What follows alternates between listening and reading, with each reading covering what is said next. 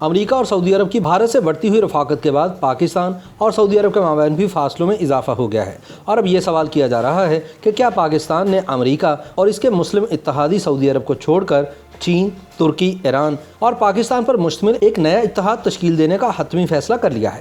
ایک بڑا سوال یہ بھی ہے کہ کیا چین پاکستان کے لیے سعودی عرب کے متبادل کے طور پر اتنا ہی کارآمد ثابت ہو پائے گا یا نہیں؟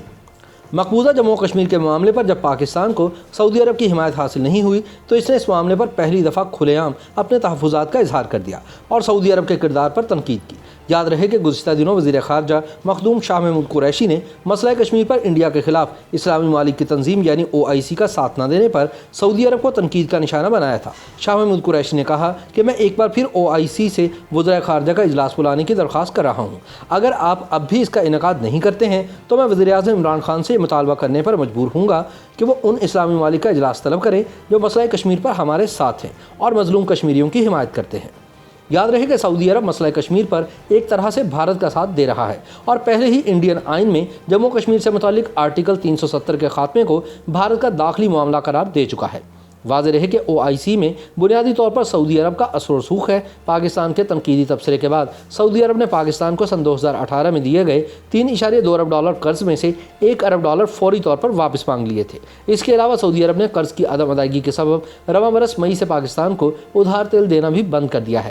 پاکستانی میڈیا میں بھی شاہ محمود قریشی کے بیان پر تنقید ہوئی کیونکہ تجزیہ کاروں کے مطابق اس سے پاکستان پر قرض واپس کرنے کا دباؤ بڑھ گیا ہے۔ ماہرین اور تجزیہ کار اسے سعودی عرب سے متعلق پاکستان کے رویے میں ایک بڑی تبدیلی کے طور پر دیکھ رہے ہیں۔ سیاسی مبصرین کے نزدیک پاکستان سے متعلق سعودی عرب کے رویے میں آنے والی اس تبدیلی کے بارے میں اسے عالمی سطح پر رونما ہونے والی تبدیلیوں کے طور پر دیکھنے کی ضرورت ہے۔ یہ ایشیائی ممالک کے مابین بدلتے توازن کی وجہ سے ہے۔ امریکہ اور چین ایشیائی ممالک میں اپنا توازن قائم کر رہے ہیں۔ سعودی عرب روایتی طور پر امریکہ کا اتحادی رہا ہے اور اسلامی دنیا میں سعودی عرب کا تسلط رہا ہے۔ اب جبکہ امریکہ اور چین کے مابین سر جنگ کی ایک نئی صورتحال پیدا ہو چکی ہے، چین ایشیائی ممالک میں دخل اندازی کرنے کی کوشش کر رہا ہے اور اس کے لیے نیا توازن قائم کرنے کے لیے کوشاں ہے۔ یہ بھی ایک حقیقت ہے کہ ایران کے ساتھ چین ایک بڑا معاہدہ کرنے جا رہا ہے۔ وہ گوادر پورٹ اور CPEC میں بھی بڑی سرمایہ کاری کر رہا ہے۔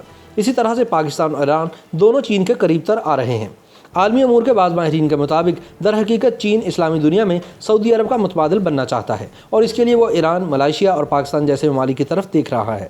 کچھ عرصہ قبل ملائیشیا میں ایک بہت بڑا اسلامی ممالک کا سربراہ اجلاس بھی ہوا تھا جس میں پاکستان اور ایران نے بھی بھرپور شرکت کی تھی، جبکہ سعودی عرب اس میں موجود نہیں تھا۔ حکومت پاکستان نے سن 2018 میں چین کے ساتھ تقریباً $62 ارب کے CPEC منصوبے میں سعودی عرب کو شامل کرنے کا اعلان کیا تھا اور اس معاملے پر عمران خان حکومت کو حزب اختلاف کی جماعتوں کی تنقید کا سامنا بھی کرنا پڑا، لیکن بعد میں حکومت پاکستان نے اپنے فیصلے پر یو ٹرن لیتے ہوئے واضح کیا کہ CPEC دو طرفہ معاہدہ ہی رہے گا۔ دوسری جانب گزشتہ کئی برسوں میں خلیجی ممالک خصوصاً سعودی عرب کے ساتھ انڈیا کی قربت میں اضافہ دیکھنے میں آیا ہے۔ انڈیا کے متحدہ عرب امارات اور سعودی عرب کے ساتھ معاشی تعلقات کے علاوہ سیکیورٹی پالیسی کے حوالے سے بھی تعلقات مزید بہتر ہو رہے ہیں۔ انڈیا، امریکہ اور متحدہ عرب امارات اس بدلتے ہوئے توازن میں فطری شراکت دار بن رہے ہیں۔ سعودی عرب اور ایران کبھی بھی اکٹھے نہیں ہو سکتے۔ سعودیہ امریکہ قربت کی وجہ سے سعودی عرب بھی انڈیا کے قریب تر ہوتا جا رہا ہے۔ ماہرین کے خیال میں چین خلیجی ممالک کے بازار میں اپنے امکانات یقینی طور پر تلاش کرنے کے درپے ہے، لیکن جیو اسٹریٹجک معاملے میں ایران اور پاکستان سعودی عرب سے زیادہ اہم ہیں۔ چین یقینی طور پر سعودی عرب کو امریکہ کے اثر و رسوخ سے نکالنا چاہتا ہے، لیکن وہ کبھی بھی پاکستان اور ایران کی قیمت پر یہ کام نہیں کرے گا۔ بعض ماہرین بدلتی ہوئی موجودہ صورتحال میں اسرائیل اور ایران کا کردار بھی دیکھتے ہیں۔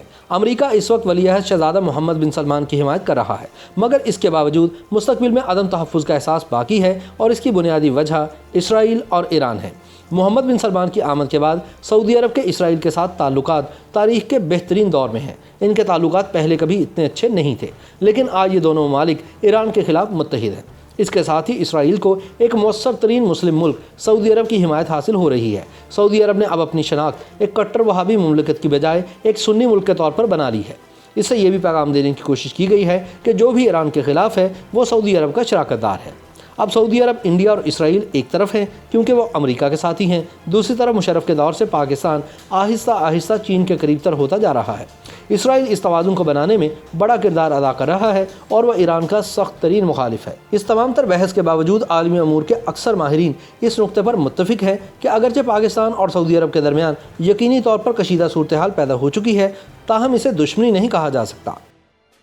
YouTube पर गूगली न्यूज देखने के लिए youtube.com की सर्च बार में गूगली न्यूज टीवी टाइप करें। गूगली न्यूज के पेज पर सुर्ख रंग के सब्सक्रिप्शन वाले बटन पर क्लिक करना ना भूलिए। YouTube पेज पर अपलोड होने वाली वीडियोस से बाखबर रहने के लिए बेल आइकन पर क्लिक कीजिए। आपको हर नई वीडियो के बारे में नोटिफिकेशन मौसूल हो जाएगा।